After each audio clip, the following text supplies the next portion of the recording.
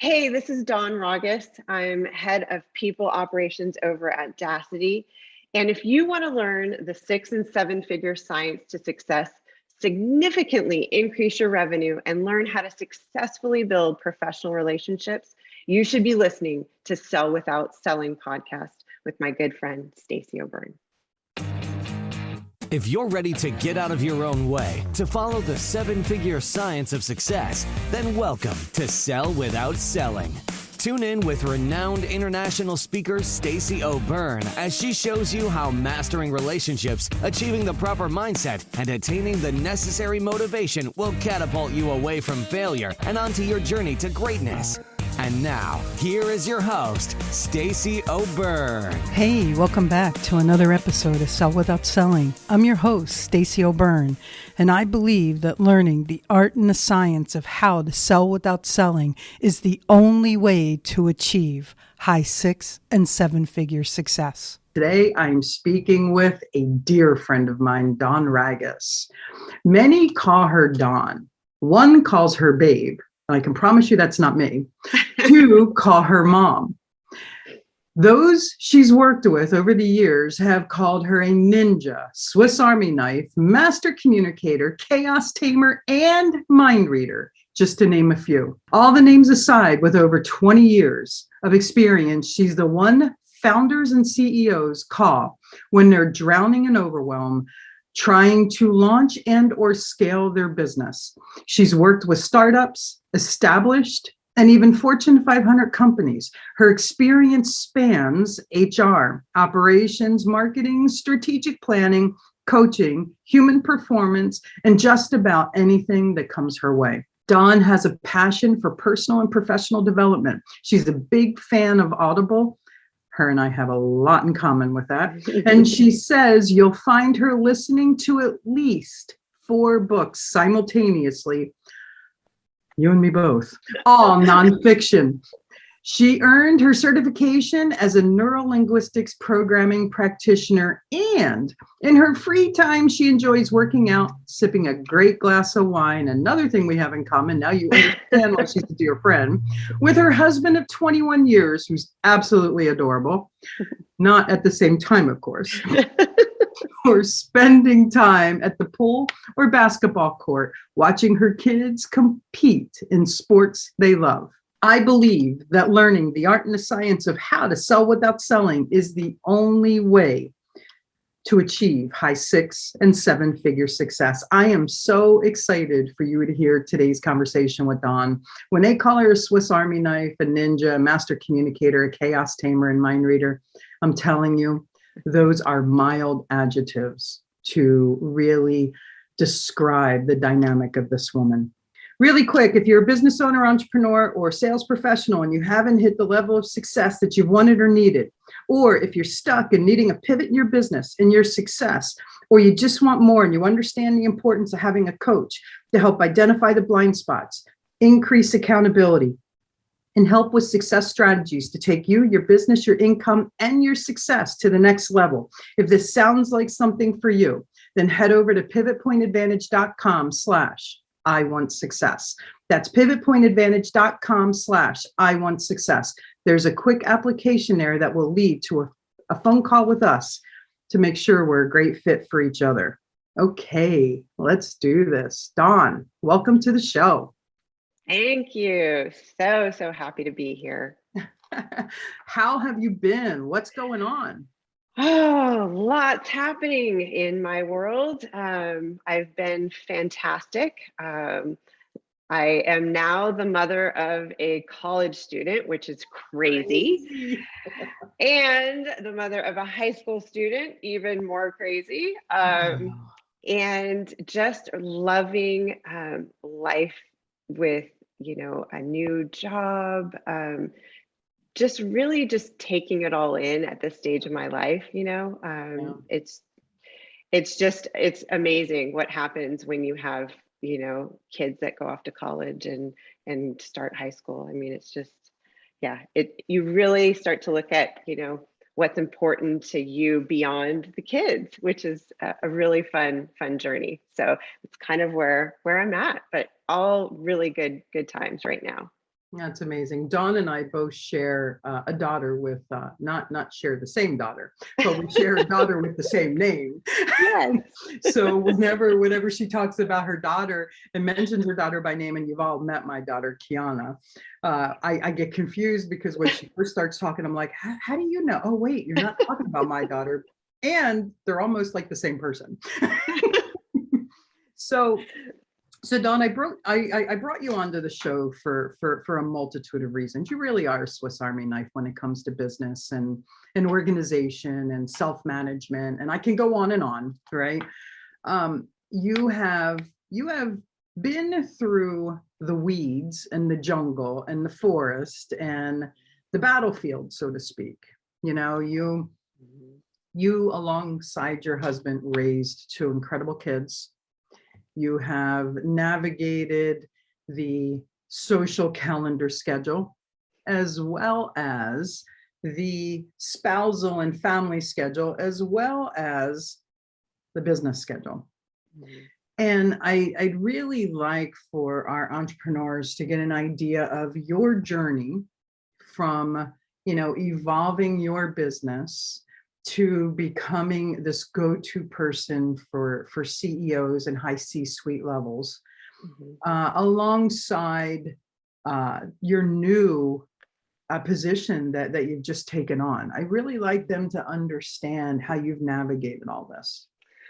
Yeah, I was looking back, just preparing for this interview with you today, and I was looking back at an article that I was interviewed for.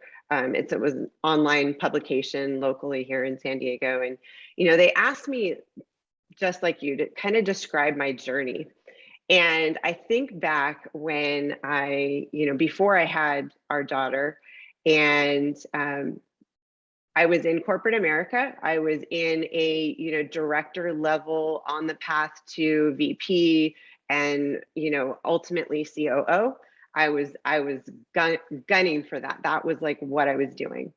And I got pregnant, and I was like, that's okay, I'm still going to keep gunning for it, right? And then I got further along in my pregnancy, and I was like,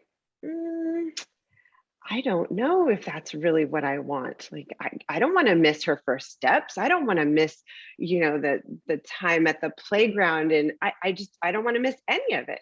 Mm-hmm. And so I did what a lot of people, I think, would call crazy, and beyond crazy. And so here I am getting ready to give birth. And I make the decision to leave my secure corporate job and go out on my own.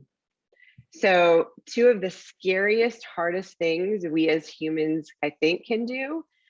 One, obviously, give birth and raise a child. And two, start our own business. And I did both of those simultaneously. Yeah, I remember meeting you right after that. Right after that, right? Yeah. And, so I look back at that and I think, wow, that was pretty crazy. And, fast forward now, she is in college. My younger son is in high school. And my life, I feel like my life is kind of come full circle, right? I coached numerous, entrepreneurs. I helped numerous CEOs, get back on track. But in parallel with that, I got to raise two amazing human beings. Yeah. And you asked me how I managed to do that. Lots and lots and lots of forgiveness for myself, mistakes that I made, just being so forgiving and knowing that it's only a failure if you quit. And there's no way I'm quitting on these two human beings. And, so it's really just, I get asked that question a lot. Like, how did you do it? How did you manage to get where you are with all of that? And couple it, let's not forget being married for 21 years, right? That in and of itself also takes its own share of work, right? It's not an easy all rainbows and sunshine journey, It takes a lot of work. So you couple all that together and really my one piece of kind of go-to advice for everyone that I've ever worked with, or even been asked that question, is really just be gentle with yourself. Be gentle with yourself. Give yourself the space to make mistakes and know that you're going to recover from those mistakes, and you just keep going. There were many a times where I wished I was more gentle with myself in hindsight. So as simple as that sounds, it's just really, that's what I tell everyone that asks, like, how did you do it? I'm like, just have to be gentle with yourself, and know that you only fail if you quit. So just don't quit. Just don't quit. Yeah, quitting is the only failure that exists. Everything else is just feedback as to what worked and what didn't work. The lessons, right? The lessons along the way, along the journey. So yeah. Yeah. So for those of you who are watching this on YouTube, and YouTube is released typically a few weeks after the audio podcast, I really want you to watch her face now. And if you're listening to this on audio, make sure you go back in a few weeks and check YouTube. So my favorite conversation to have with Dawn, because of the facial expression I get when I say the word, is, so many people strive for this unicorn called time management. So we both know you can't manage time, right? I mean, you can plan time, you just can't manage it. It's moving. You can't manage it. It's going moving with or without you, right? Yep. So talk to our listeners about this concept of time management, this unicorn, because you, in my humble opinion, are an expert in this area. I won't refer to it as time management. You have another word for it. So let's go that direction. Yeah, honestly, to your point, you can't manage time because it's going to keep going, whether you want it to or not. So what you can do is you can manage yourself. You can manage yourself, and you can manage the things that you prioritize. That's the beauty, right, of our lives, is that we get the choice. Every single day we wake up, we get the choice on what is going to get our attention. So it's really about managing ourselves, managing what's important to us, managing how we prioritize. And honestly, if I told Stacy this many a times in our conversations throughout the years, she's like, oh, so much going on. How do I juggle it all? And I said, look, if it's important enough to be on your calendar, then it's important enough to get your attention. Yep. So even if it's silly things like, a date with my husband, I put that on the calendar. Other things, I put it on the calendar, because we want to make sure that it's important enough to me to be there. So I'm going to make sure that I prioritize it. But yes, it's about self-management. It's not about time management. You don't get to manage it. It's going to keep taken away whether or not you want it to. So manage yourself and what you prioritize. So you brought up a point that I'd like to take a right-hand turn and hit, because so many, watch your face again. If you're listening to the podcast, make sure you hop on YouTube and watch your face with this one. So many people pursue another unicorn. This other unicorn is what people reference as work-life balance, right? Oh, don't use that term. I know. Me too. So you had shared something with me in a conversation we had years ago about if it's on your schedule, then it's worth it, right? So I started realizing things that weren't on my schedule, like my kids and my wife and my health. I literally woke up one day and didn't know who I was. I woke up one day and I was almost 100 pounds overweight. And it was like, where did this happen? Where did this, how did this happen? And it was shortly right before that, you and I had that conversation, and I looked at my calendar and I was like, well, now I know how it happened. I'm not on there. Yeah. Which then made me realize that so many people who are chasing this unicorn of balance, my logic to that is balance is 50-50, and your unconscious mind runs 90% of your life. So if you are hypothetically 51% business focused and 49% life focused, your unconscious mind looks at that as out of balance, and then it's constantly incongruent, and then the itty bitty shitty committee deploys, and there's all that BS that happens in your head. The board meetings up there get ugly. Yeah. So reality is, it's not about pursuing that unicorn, it's about pursuing something else. And I love how eloquently you discuss this, so I'm going to turn it over to you now. Yeah, we hear that term thrown around so much, and it's been thrown around for years, right? Work-life balance. And I think even more so, I heard it even more so over the last, 18 months or so, that all of us we're really balancing, work and life, because they coexist under the same roof for a lot of people for a long time, right? And I've always said, life is never balanced. It's just that's not something that will ever happen. But you know what you can find? You can find harmony. Yeah. You can find work-life harmony. And what do I mean by that? It means that everything plays nicely together. Everything, ebbs and flows, and there's highs and lows, but it all melds together in harmony. And a lot of people may say that, oh, that's not achievable, or that's such a fluffy response, to it. And honestly, I challenge that with, I would much rather have things in harmony than have things that were out of whack and not. And I think it is achievable. I think there are going to be days where your focus has to be more on your work than on your home. I think there are other days where you're going to have more focus on the family, and everything plays nicely together. Not all rainbows and sunshine, but harmony. So that's really how I try to look at it. And it is a constant practice. It's not something that you kind of learn it and it's done and you're a pro. It's a constant practice. It absolutely is. I mean, the sheer definition of entrepreneurs that we joke about is the average entrepreneur will work 80 hours to avoid a 40-hour-a-week job, right? So then attempt to balance that with a personal life.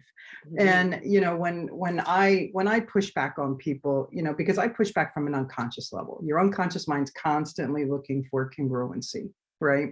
And if 1% is incongruent, 1 ounce off is incongruent, there's no balance. So you're looking for that harmony. Sometimes work gets a little more attention, sometimes family gets a little more attention, and you just keep teetering, right?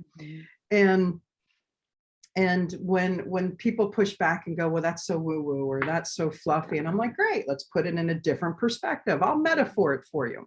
So let's just say that your family is delicate china that has been passed down from 10 generations, and you start juggling that.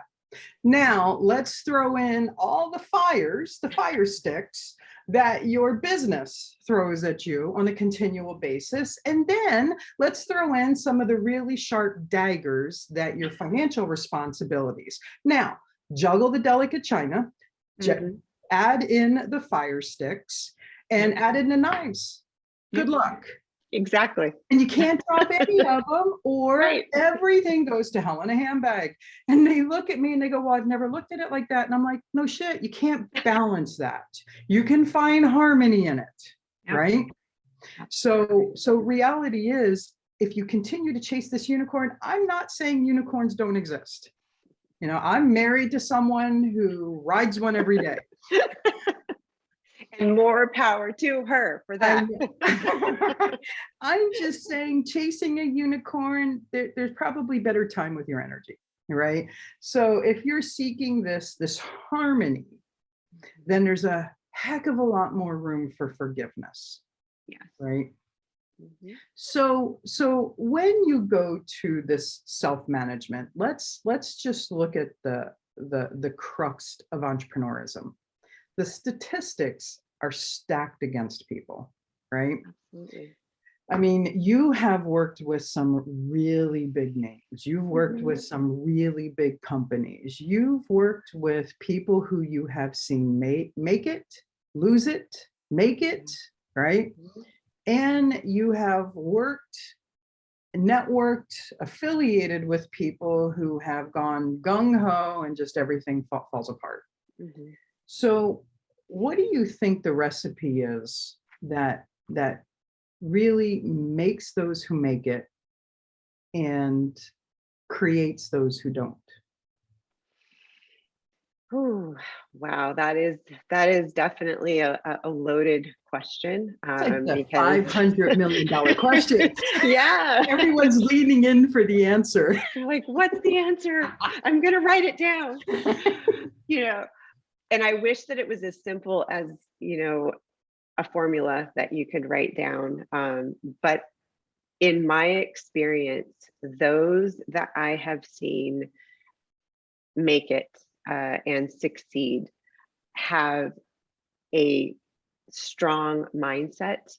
They believe not only in what they're doing, but they believe in themselves. They believe that they have within them what it takes to bring whatever the service, solution, product is. Um, so I think mindset first and foremost, if that is even slightly off, it just is not going to work. It just isn't. Yeah. And I think the best example of that is if you look at, athletes, those that succeed and or make it to the next level. And this could be, anything from making it from high school to college to, maybe semi-pro to pro. Like those individuals with everything stacked against them, their mindset is solid. And that is what takes them to that next level. I think the same holds true for entrepreneurs. Yeah. Yeah. For me, I wholeheartedly believe that, well, the formula I've always backed is success is 90% mindset, 10% skill set. That's the formula I've always backed. And the way that I break that formula down, because we live in a world of Common Core math now. So let's just make two dogs equal one cat. So Sticks and O's, exactly. So for me, success is a culmination of a strong platform of mindset, which has a subcompartment of belief in self and self-worth, which is then backed by an immense attitude, which is fired and fueled by passion Mhm. and leveraged by purpose, and then has this little subcomponent of a skill set. Right. So I think what happens is that itty bitty shitty committee, the voice in the head, the one that just said, I don't have a voice in my head. I think that itty bitty shitty committee has a board meeting daily, and whether or not you choose to attend determines what's going to happen in your day, whether or not you're going to participate in it or not. And whether or not you're attending that itty bitty shitty committee board meeting, you can be attending it from the perspective of working together with it or working against it. If you work against it, your day is going to work against you. Yeah.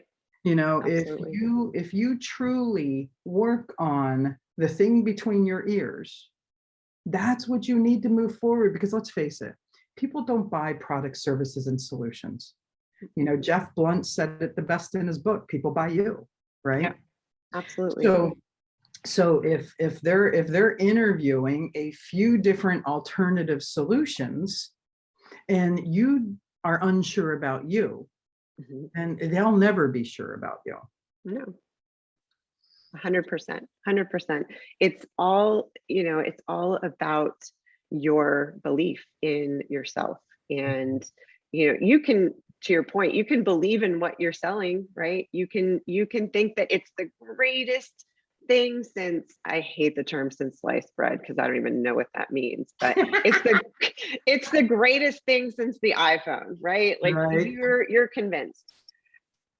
But honestly, like if you don't really believe in yourself, in your ability to share that thing with somebody else, that product, Mhm. it's never going to happen. It's Yeah. never going to happen. And people will know that. You've experienced it. You teach it. You teach people how to avoid being the one that tries to sell somebody something where they don't believe in it. They don't believe in themselves, and Yeah. it's like you see right through that. Mhm. It's happened to me before. It's happened to Mhm. you before. Yeah. So absolutely, self belief is definitely what I've seen be the true differentiator Mhm. between those that are successful and those that are not. And that goes for not only, your entrepreneurs, but even, CEOs. Successful CEOs believe in themselves more than they believe in the company that they're leading, almost, because they have to, Mhm. because they're the ones that are taking it forward. So I think it translates across both entrepreneurs and the C-suite. Yeah. I think people look at that title as CEO uh, so so far outside of most self-employed independent contractors Mm, realm of reality.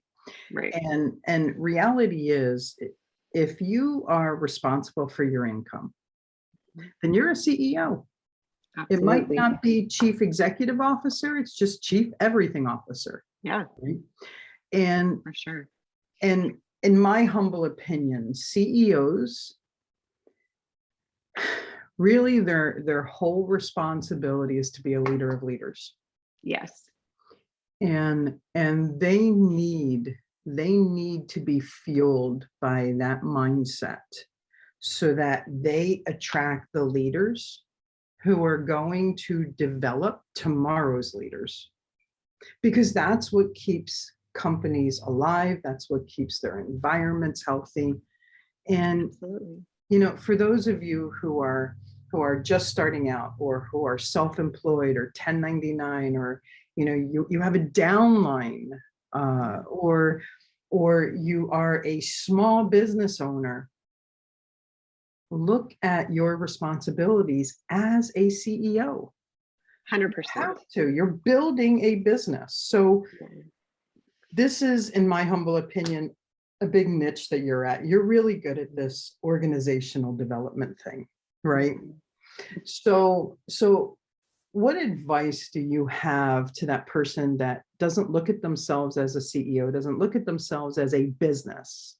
What can they do? How can they do it? Well, first and foremost, to your point, if you're the sole person responsible for your income, you're a CEO. You are in charge of your life, company, and so I think first and foremost, you have to have that mindset. The other thing that I would impart on those starting out that helps to develop that mindset is know that you are not an expert at everything. So you're going to need to hire and or ask for help in the areas that you're not strong, because the one thing across the board that you will see in successful business owners, entrepreneurs, CEOs, is that they work their strengths and they hire their weaknesses. Now, starting out, I get it. You might not have the capital to go out and hire, people, but I bet you have a network. I bet you have a network of people that would do, maybe a trade. Maybe it's you do a little marketing for me and I'll do a little, I don't know, operations development for you, or, it could be any combination of things. There's always a solution out there. You just have to get creative. Mhm. And I think starting out, that's going to be key, making sure that you continue to work your strengths and find other people to help you in your weaknesses. Because I've seen it time and time again, when you try to do something that you're not good at, you not only waste a lot of time, but you waste a lot of energy, Yeah. when it'd be a lot easier to find somebody that's already done it or already knows how to do it, Mhm. and work a deal, work a trade. Mhm. I learned a long time ago that there are three important resources in business: time, money, and people. Mhm. And whichever one you have least at, you use the other two Yeah. to create the abundance of the one that you have least of.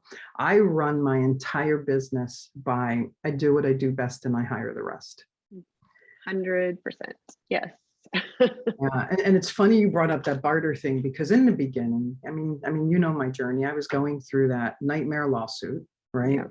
Four Mhm. and a half years, and my legal bills were about 40,000 a month, and I was pulling in $20,000, $30,000 a month in direct sales in the beginning. So I had to work all these, I had to work all these other jobs and opportunities to just pay my legal bills and make ends meet. And as something was making more money, the thing that was making the least, I would remove from the equation, take that time and put it to the thing that was making the most money. And I kept doing that. And it just so happened to be pivot point through that journey. So the bottom one I'd remove from the equation, take those hours, put it back on pivot point. And then it got to the point where I was working 4 opportunities instead of 7. Yeah. And finally had breathing room, was making ends meet, and needed help. I mean, I grew pivot point to the point where I had over a dozen coaching clients. I was training, I was speaking, and I was invoicing and processing. And when I say I was chief everything officer, I'd look around like, who's taking out the trash? Yet I have to, right? And it got to the point where someone I networked with needed a coach, and she just so happened to be a virtual assistant. And I was like, I've got a brilliant idea. How about I help you grow your business and you help me administrate my business? And we Yeah. did. And it was a beautiful exchange. We worked together for a couple of years, and it really gave me the opportunity to get rid of what I'm horrible at. Look, I can type. I can type 70 words a minute. That was never my problem. My problem was I had no business doing that. Yeah. My mind doesn't think like that, right? Right. Is that the best use of your time? Probably not. No. Probably not. And she took off probably 20 hours a month off my plate.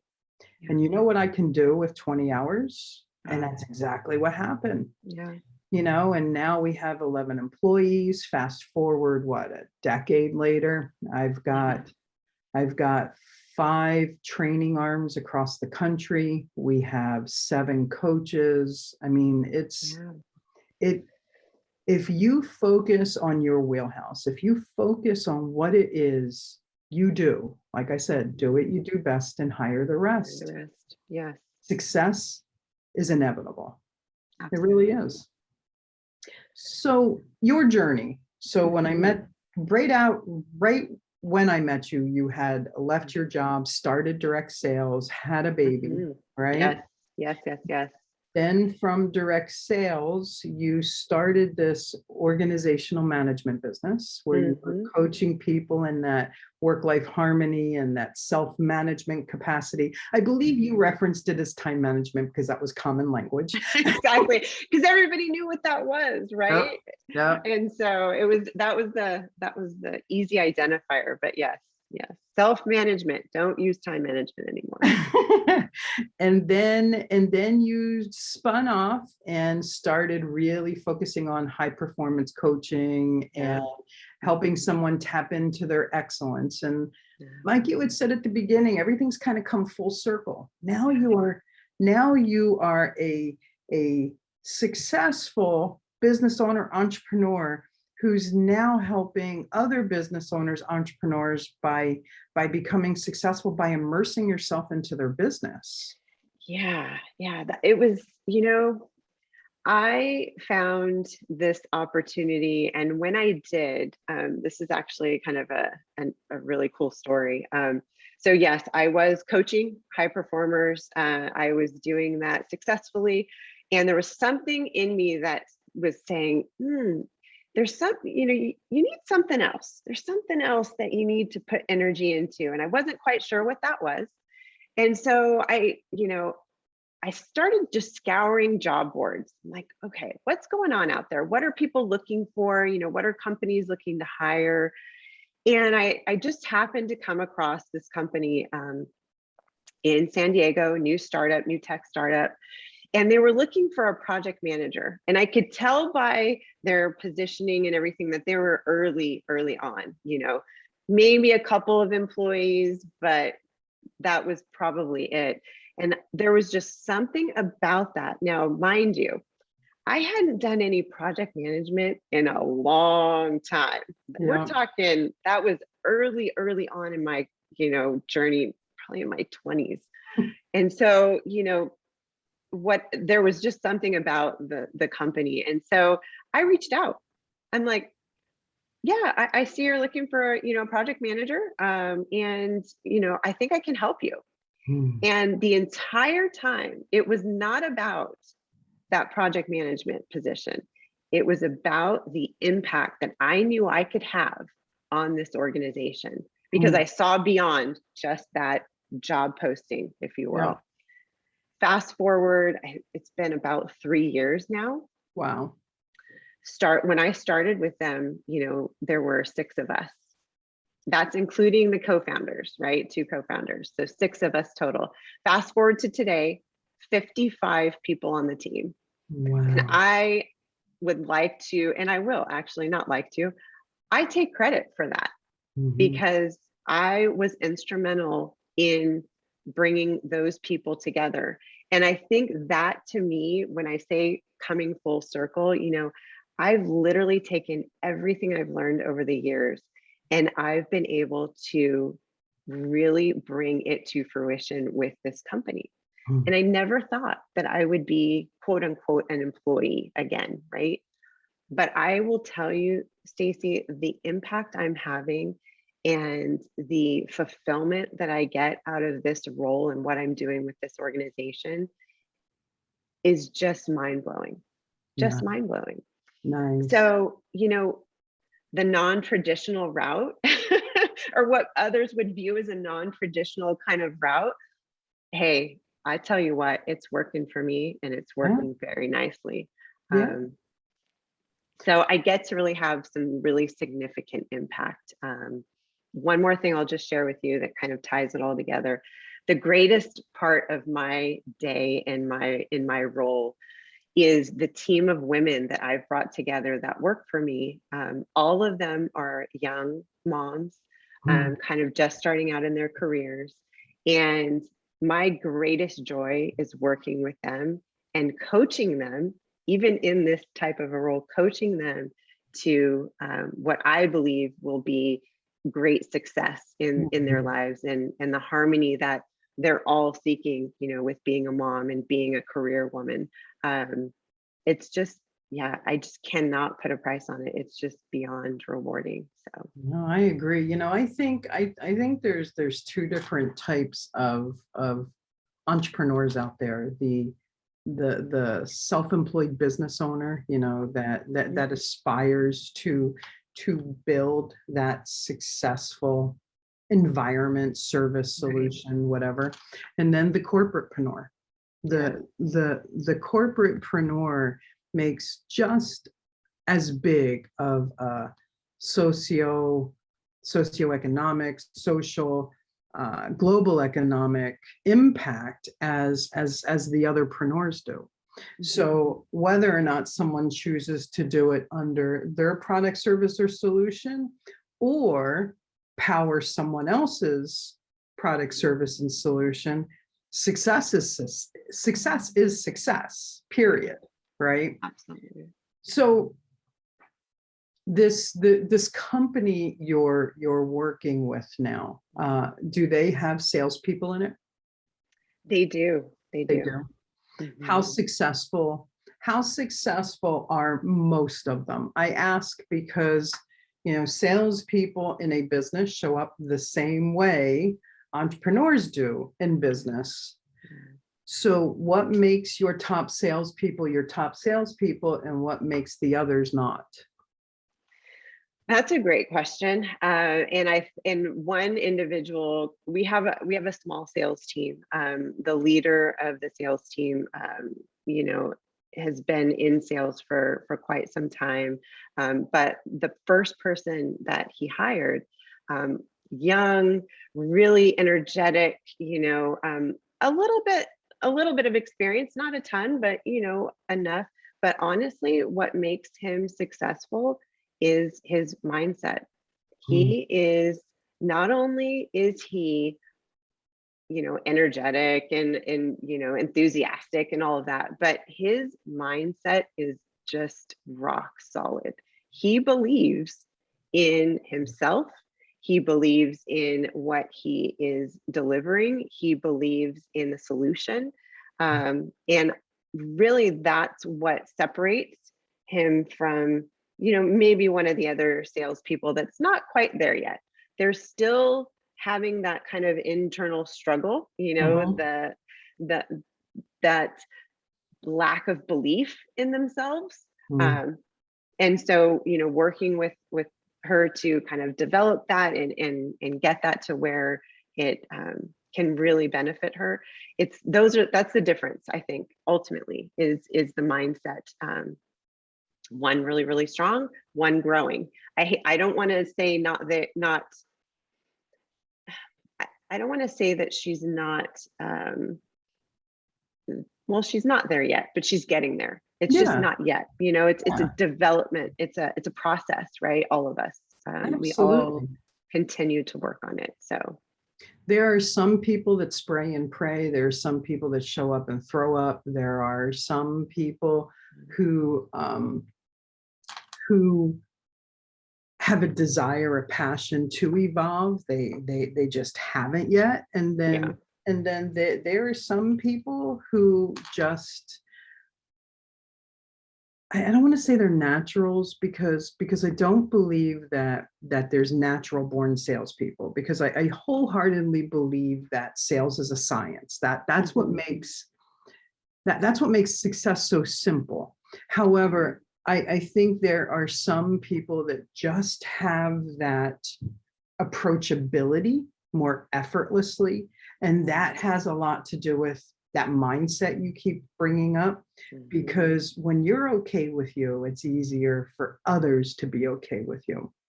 Absolutely. Well, and there's an authenticity about it, right? There's an authenticity that attracts people to you because they want to be around.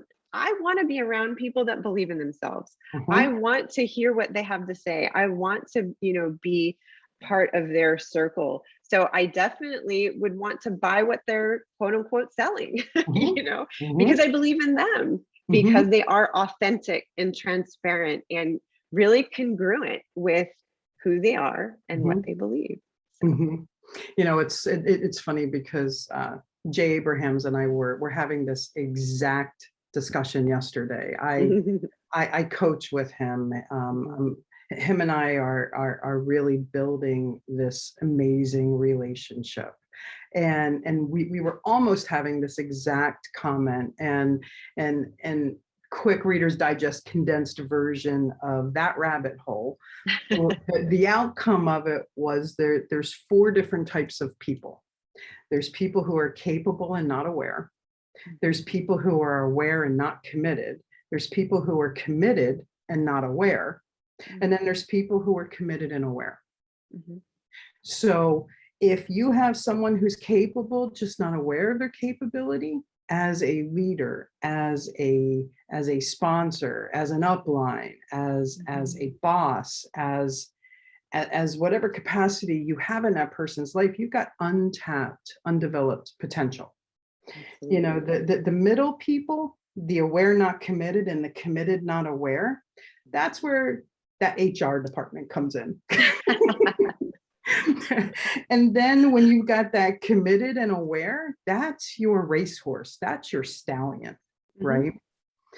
So I'm curious, what advice would you give someone who's just starting out in their journey as self-employed entrepreneur, business owner, whatever? Have patience with yourself.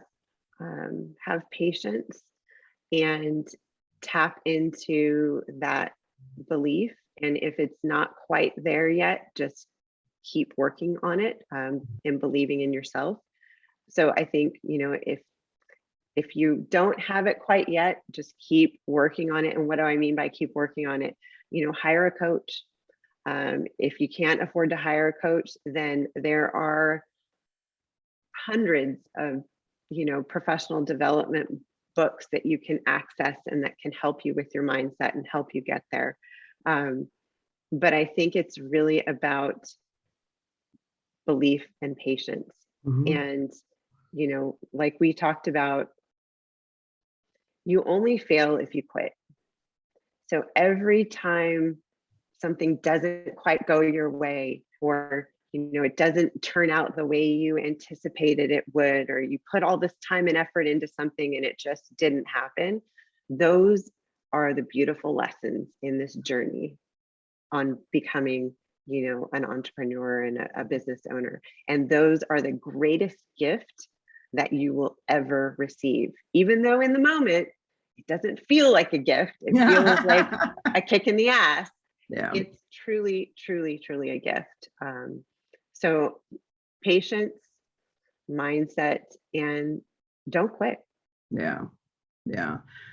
So that person who's gotten the crap beat out of them the past couple of years, who has not achieved their expectations, their desires, what advice can you give them?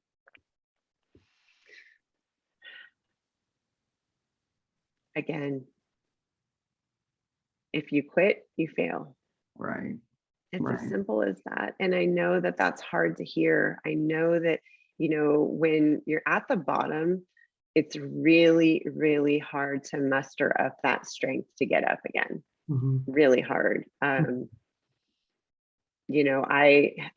got to that point where, it was rough. I mean, we were literally using credit cards to pay bills and things that just, it was really, really rough. And I'll never forget, my husband, he's always been good about this. He's like, we're going to be okay. And sometimes it's as simple as somebody telling you it's going to be okay. Get back up, keep at it. It's going to work out. And I think that's my advice to those that have hit that bottom spot place, where it feels like they're not going to make it, that they can't keep going. Get up. It's going to be okay. Don't quit. So I'm not as loving or as sweet as you. Well, that's why we're friends, because we create that harmony with each other, right? That yin and yang. So here comes the yang. So buckle up, sit back, enjoy the ride. So for me, I'm a little similar as you, whereas the advice is the same almost. Right.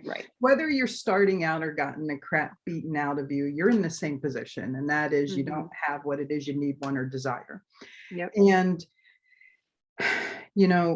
I think the godfather of professional development said it the best. We're a culmination of the 5 people that we spend our most time with. So if you're not where you need, want, or desire yet, look around you. Because your point in, sometimes you just need someone to tell you you're okay, it's going to be okay. Sometimes when that mindset doesn't back that belief system in yourself or that self-worth, and there's someone in your wheelhouse that does, sometimes we can borrow that belief, right?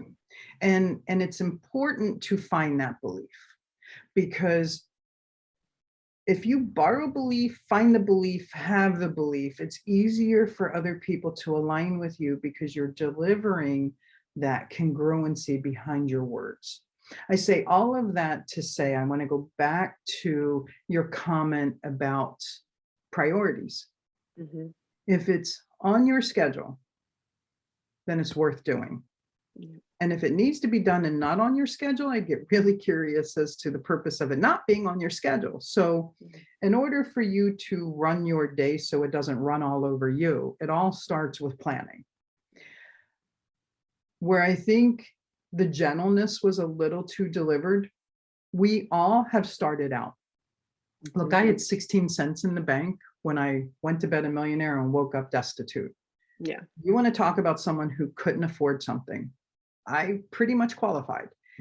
And and I think I've shared this before on podcasts. I was suicidal. Mhm. I had given up, and it took me 3 days to get out of it. And I know that sounds like a really short period of time. However, that was 72 hours of nonstop crying and not sleeping and Yeah. just complete disbelief. And I realized if it's going to be, it's up to me. Right. Mhm. And there was so much behind that phrase. Yeah. I had a coach, and she would not let me let her go. She wouldn't let me fire her. And and and and and I was very clear, Andy, I can't afford you. She goes, then figure it out, Yeah. because you can't not afford me at this point. Right. Because she had been through bankruptcy. She had been through a failed business. She had been suicidal. She knew everything I was going through. And she's like, if you try to navigate these waters alone, she goes, you're setting yourself up for an even harder fall. And I'm like, what could be lower than this bottom? She goes, you Yeah. don't want to find out. No. So reality is we know what we know and we don't know what we don't know. And it's what we don't know that has those blind spots. Mhm. So I'm going to go back to that advice you gave them about priorities. Mhm. If it was worth it to start a business, then it's worth it to figure out how to make it successful. Yeah. And when you're part of the problem, you're incapable of being part of the solution. Look, I'm not saying you have to go out and hire a coach for $140,000, right? Right. I'm not saying I have a coach in every area of my life. I'm not saying you have to go out and hire 6 to 8 coaches. I'm not saying that. Right. I'm saying find an environment where people are a little further along than you and figure out how to put yourself into that. Because the most flexible person in a situation controls the situation. The thing that makes the hair stand up on the back of my neck more than anything is when someone has Starbucks in their hand, a muffin in their hand. They just posted on social media how they went out partying the night before, and they sit there and say, my business isn't working and I can't afford a coach. Yeah. What it sounds like to me is you're not working and you're not taking your commitment seriously, and you're choosing to prioritize differently. Yeah, it's not a priority. Yeah. Bottom line, the business is not a priority, because if you have time to go out and party, if you have the resources to buy Starbucks and a muffin, it's like, okay, then you've chosen to prioritize those things over your business. Yeah, And hey, that's okay. it is. You just need to own it, right? You need to own that that is how you have chosen. Again, going back to what we talked about in the beginning, it is a choice. Mhm. It is a deliberate choice that Yep. you are making to go out and party, eat your muffin and your Starbucks, but then turn around and complain that your business isn't working. Yeah. Doesn't quite work that way. And look, there's zero judgment about that. No, it's a Hell, choice. yeah, It's a I choice, had a right? blast in my 20s. I also climbed a corporate ladder, Yeah, right? yeah. My whole point is it's really important to accept responsibility for everything in our life. to really step back and look at what part did I play in this outcome, good and bad. Yeah. And when Super powerful to be able to do that. Yeah. Once you can do that, the lessons you learn, sometimes they're not super fun and they're really uncomfortable. But man, the lessons you can learn. Yeah. Yeah. So many deliver excuses. Mm-hmm. And look, I'm very sensitive to the environment that we're in and everything that people have been through. I mean, look, I have a company that is 100% delivered by live trainings. What do you think happened to me over 18 months? Oh, yeah. Let me tell you, we grew 18%. Yeah. Because the most flexible person in the situation controls the situation. Yeah. I train a science.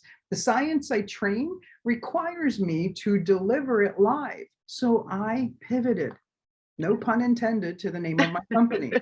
I knew a long time ago what business owners needed to do, far before it became the word of the year. Right. And for me, it's kind of one of those things where so many surrendered, so many waved the white flag and said, I'm going to wait till we get to the other side of this. Yeah. Well, history repeats itself. Took 3 years to get through the Spanish flu, right? Yeah. So reality is every decision we make is our responsibility, good and bad. All the outcomes we contributed to, good and bad. And when you allow yourself to step back and go, what about this is about me? What about this did I create? And what can I do differently if I require a different outcome? That's so empowering. And as you said, might make the sphincter muscle pucker a little bit. I didn't say that. Okay, you said it might hurt a little bit. But yes, that's your interpretation of what I said. Okay. It does, when you look yourself in the mirror and go, yeah, I contributed to this. Yeah. I didn't cause the pandemic. I chose to react or respond the way I did, which then contributed to the results I have today. Or fill in the blank, whatever. I'm going to use the word excuse, reason, people deliver. Mm-hmm.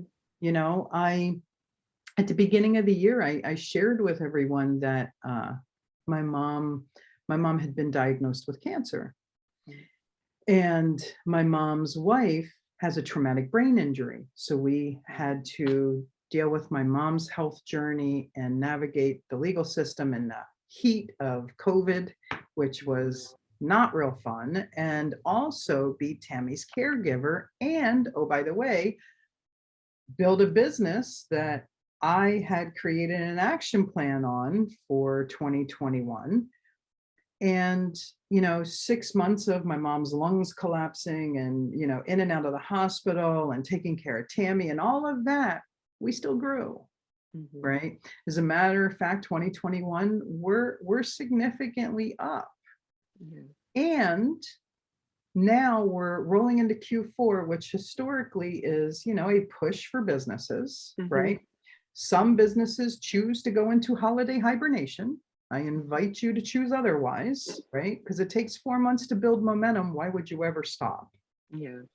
And, we just got news again that mom has stage 4. Her body's riddled with cancer. And you heard me say earlier, the most flexible person in the situation controls the situation. So we respond versus react. Right. I can do what I can do for both avenues. And reality is, I'll find that harmony. Yeah. That's what business owners do. That's what successful people do. Now, is it going to be easy? Yeah. No. Nope. Is it worth it? Yeah. 100%. So, Dawn, welcome to the signature question of the show. Yay. And that is, what does sell without selling mean to you? Sell without selling, to me, is at the core is staying true to who you are, being authentic, having that belief that we talk about so many times today.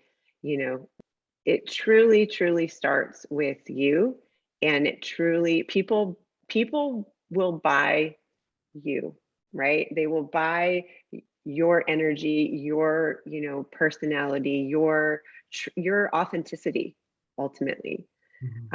So I would say that really for me is selling without selling. Awesome. Thank you. So welcome to the random round.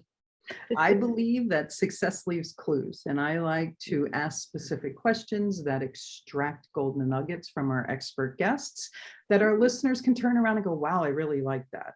I really want to incorporate that in my life. So I'm going to ask you a couple questions. First question is, what does your morning ritual look like? Morning ritual. Honestly, the morning is my favorite time of the day. So I always get up before anyone else in the house. So I'm usually up by about 5:30. I make myself a cup of coffee because that is my just go-to drink of choice in the morning. And I sit down with either a book or my journal, and I'll write in my journal. Usually it's about five points of gratitude, 5 things that I'm just truly grateful for, or I'll read whatever kind of sparks my interest at that point in the morning.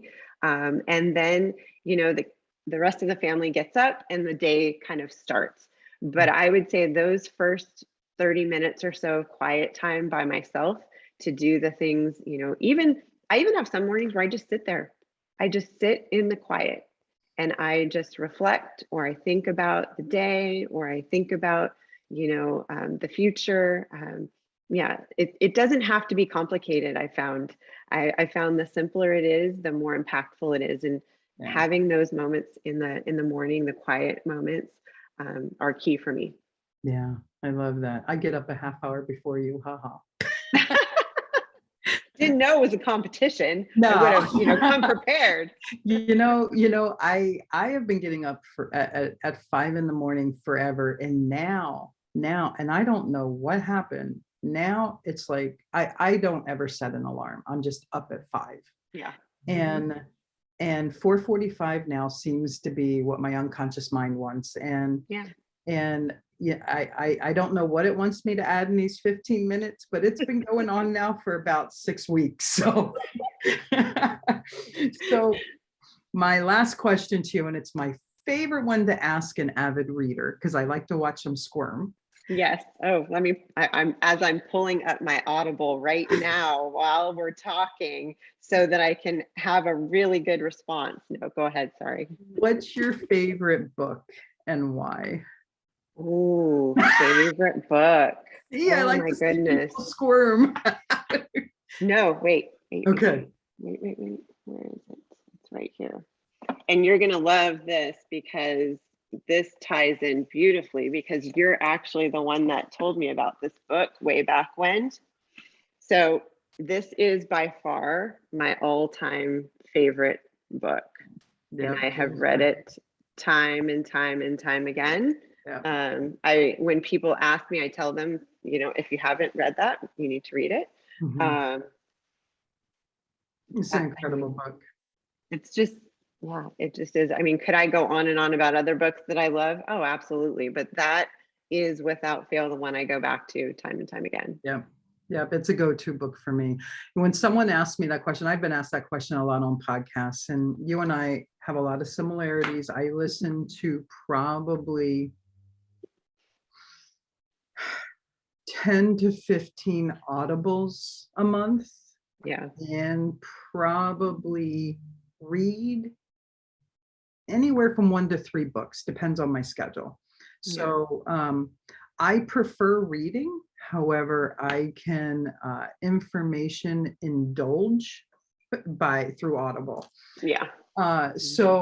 So when someone asks me what my favorite book is, I go into like this panic attack, like, well, on which subcategory and which genre, and because they're all nonfiction, they're all personal and professional development, but we have the mind, we have our communication, we have our relationships. So I can go on and on. So like narrow it.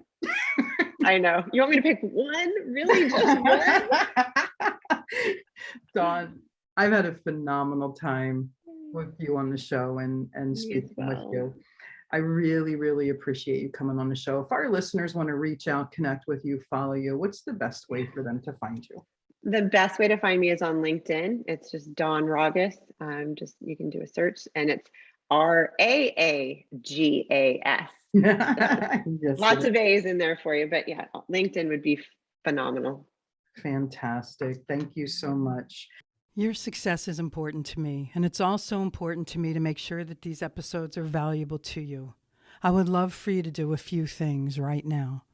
I'd love for you to hop over to Instagram and follow us at Pivot Point Advantage. That's hop over to Instagram and follow us at Pivot Point Advantage. Second, I'd love it if you'd head over to Facebook and join our Sell Without Selling community. That's head over to Facebook and join our Sell Without Selling community. We have an immense amount of interaction on both platforms. We also share different information on both platforms, so we look forward to seeing you there. Last and definitely not least, I love to chat with you, give feedback on the episodes, and find out any topics that you're interested in to help make this podcast more powerful and helpful to you achieving the success you've always dreamed of, desired, and deserved. Head over to pivotpointadvantage.com/talk to Stacy. That's pivotpointadvantage.com/talk to Stacy. Let's get a 15-minute call on the schedule. I look forward to getting to know you. Always remember this: choice is a powerful thing, and suffering is always optional. Get out of your way so that you can get on your way, so you can finally have your way. Thanks so much for listening, and I look forward to talking with you soon. Whether it's mastering your mindset, communication, or success, we have more ways to keep you on your journey to greatness. Be sure to visit us at pivotpointadvantage.com for exclusive online training programs, success-specific courses, and more ways to connect to Stacy directly to help you achieve the financial success you've always desired, dreamed, and deserved. That's all available on pivotpointadvantage.com.